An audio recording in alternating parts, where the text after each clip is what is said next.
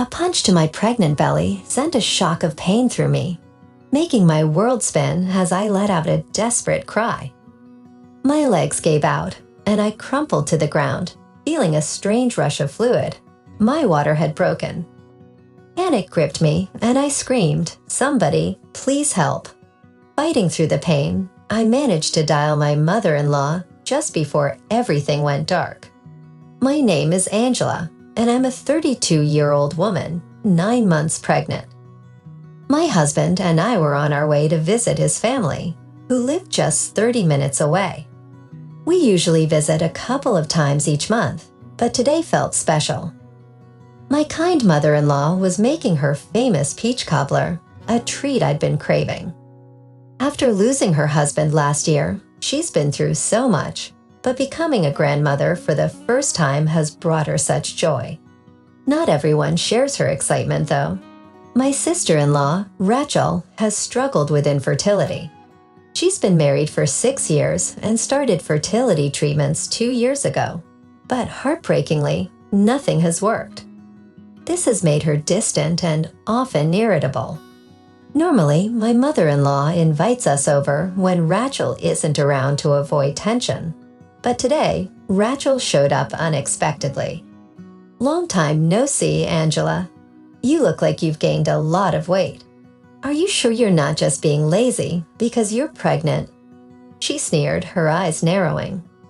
I felt my face flush, but before I could respond, my husband intervened. "Rachel, she's 9 months pregnant.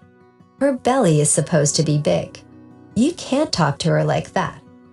Rachel rolled her eyes. "I'm just saying it's tough for the baby if the mother puts on too much weight. I'm thinking about her health." "Thank you, Rachel. I'll try to be more careful," I replied softly, not wanting to escalate things. But she wasn't finished. "Don't just stand there. If you have so much energy to talk back, why not start cleaning the house? A little exercise wouldn't hurt." She thrust a broom and dustpan at me. Before I could respond, my mother-in-law intervened. "Rachel, enough. Angela is our guest, and she's here to relax." Rachel huffed and stomped upstairs, leaving an intense silence. Despite the rocky start, we enjoyed the cobbler, sipped tea, and chatted, though Rachel stayed hidden in her room. I tried not to let her attitude get to me, but everything changed a few days later. I went to my in-laws' house alone to discuss some plans with my mother-in-law. To my surprise, the front door was unlocked, and when I walked in, I found Rachel in the living room. "Rachel, I thought you were working today." She smirked. "I took the day off. I see you're back. Why don't you make yourself useful and clean up the mess you left last time?" "I really don't feel well today," I said, holding my belly. "I just came to talk to Mom." "Stop making excuses. You think being pregnant means you can just lie around," she snapped. Trying to avoid an argument, I picked up the broom, but as I bent down to sweep, a sharp pain shot through my stomach. Before I could react, Rachel's fist slammed into my belly. I doubled over, gasping in pain. My vision blurred as I felt a sudden rush of warm liquid. My water had broken. "Somebody, please help," I screamed, clutching my stomach. But Rachel just stood there, her face twisted in anger and satisfaction. Desperate, I fumbled for my phone and dialed my mother-in-law just before everything went black. When I woke up, I was in a hospital bed, my body aching and an IV in my arm. Panic rose in me as I looked down at my now flat belly. "What about my baby?" I whispered, pressing the call button. A nurse came in and smiled gently. "You went into labor early, but your baby girl is safe. She's in the NICU, but she's stable." Relief flooded through me, followed by a wave of anger. Rachel had hurt me, and she'd hurt my child. Just then, my husband and mother-in-law burst into the room.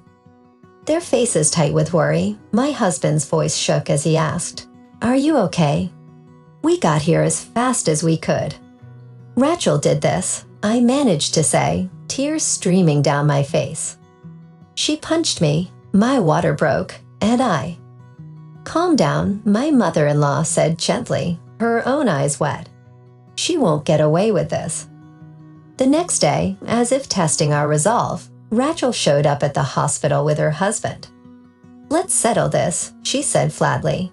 We'll pay you to drop any charges. My blood boiled. Are you out of your mind? I shouted, you put my baby's life at risk. Rachel's husband sighed. Just take the money, Angela. It'll save us all a lot of trouble. No, I'll see you in court, I snapped. Get out. Before they could respond, my husband stepped in. You think you can buy your way out of this? You're lucky I'm not suing for attempted murder.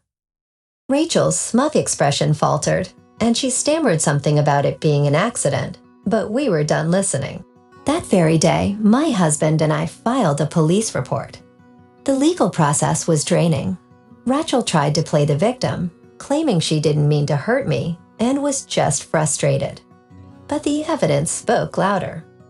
With my testimony, medical records, and witness statements, she was found guilty of assault. The court ordered her to pay a fine and attend mandatory counseling. Afterward, my husband and I moved far away. We changed our phone numbers and cut all ties with Rachel and her husband. Though it was hard on my mother-in-law, she understood we needed to protect our family. A few months later, our baby girl was strong enough to come home. Seeing her tiny, smiling face, I felt a sense of peace. The nightmare was over, and we were finally free from Rachel's toxicity. Rachel's life, on the other hand, fell apart. Her husband left her, and she struggled to make ends meet. Despite everything, I felt no satisfaction in her downfall. I was focused on my family's healing and happiness. In the end, justice was served, and we moved forward, safe, happy, and stronger than ever. Rachel's reckless actions that day revealed how unstable she'd become. Even after the assault, she showed no remorse. With the support of my husband and mother-in-law, we pressed charges, but we knew it wasn't truly over. A few weeks later, we moved to a new apartment in a different city, hoping to put the past behind us. Our daughter was recovering, and we were settling into our new routine. Life was starting to feel normal again. One evening, as I rested on the sofa, still dealing with lingering pain from my surgery, a loud banging echoed from the door. Hey, I know you're in there, Angela. Get out here now, coward. Rachel's voice rang out from outside. I froze in disbelief. How had she found us? My husband was still at work, and a wave of fear washed over me. Taking a deep breath, I tried to stay calm. Rachel, what on earth are you doing? I shouted through the door. You're disturbing everyone here. Please leave. No matter how many times you hide, I'll find you. She screamed, her voice cracking with desperation. You have to listen to me. It's your fault my life has fallen apart.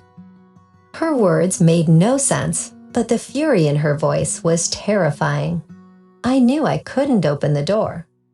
Families and elderly people lived here, and despite the late hour, she didn't seem to care that her shouting echoed through the quiet building.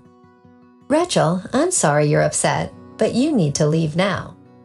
I'm calling the police, I said firmly, forcing strength into my voice. Please, Angela, just listen to me. She cried, pounding on the door even harder. You've ruined everything. It's because of you I lost my husband, my life. It's not fair. It's not fair that you get to be happy while I'm miserable. I pressed my back against the door, tears filling my eyes. She wasn't making sense. She seemed to think my pregnancy had been a competition she'd lost, but it wasn't. I had never meant to hurt her, and I couldn't understand why she blamed me. Rachel, you need help, I called out gently. Hurting me won't fix anything. Her voice turned sharp and venomous. You should have waited until I was pregnant first. You should have thought of my feelings. You should have. Her rant was cut short by the sound of sirens blaring outside. A neighbor must have called the police. Rachel seemed to realize it too, because she began to panic. "No, what do you mean? The police are here?" She whimpered, her voice trembling. "Angela, please don't let them take me. You have to hide me." But I stayed silent, unwilling to protect her. She needed help, and maybe this would finally get her that help. The officers arrived, questioning her just outside our door. I explained the situation through the door crack. And then, as if on cue, my husband walked in. Seeing him, I broke down, telling him everything that had happened. He turned to the officers, his face grim. "You need to take her away," he said firmly. "She's dangerous." Rachel was put in handcuffs, taken away, still pleading for me to help her. That night, her husband called me. His voice was shaky, exhausted. "Angela, I'm divorcing Rachel. I can't do this anymore. Please, leave me out of it." I was stunned. "What?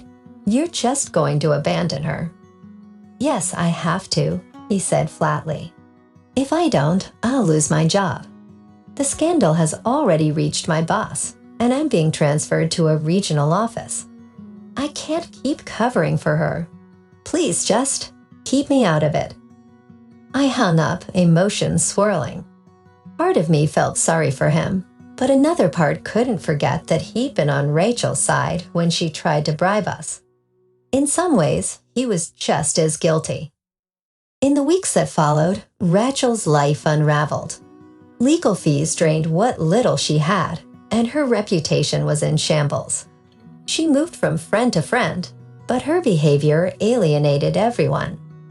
Eventually, she had no choice but to work part-time jobs to survive. Meanwhile, my husband and I worked to rebuild our lives. We changed our phone numbers again, cut all ties, and focused on our daughter's health.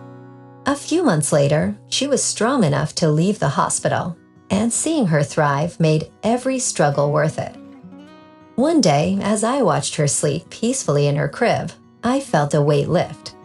We'd been through so much, but we were finally freed of Rachel's toxic influence. My mother-in-law remained in touch, apologizing each time we spoke. Although it hurt her, she understood why we had to keep our distance. Rumor had it that Rachel had fallen deep into debt, with no friends or family left to turn to. Despite everything she'd done, I couldn't help feeling a twinge of pity for her. But then I remembered the fear I felt when she screamed outside my door, the pain and danger she put my daughter through. That pity faded as quickly as it had come. Rachel had made her choices, and now she was living with the consequences. After everything, my husband and I decided to start over completely. We moved to a new city, far from any reminders of that traumatic past. We built a new circle of friends, found a supportive community, and focused on our future as a family. Slowly, the scars Rachel left behind began to heal. Each day, our daughter grew stronger, her laughter filling our home. Watching her joy, I knew we'd made the right choice. Rachel's story, however, ended in sadness.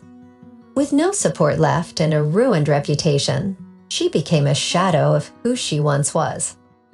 I no longer feared her, but I also no longer cared what became of her. My focus was on my family's happiness, and that was all that mattered.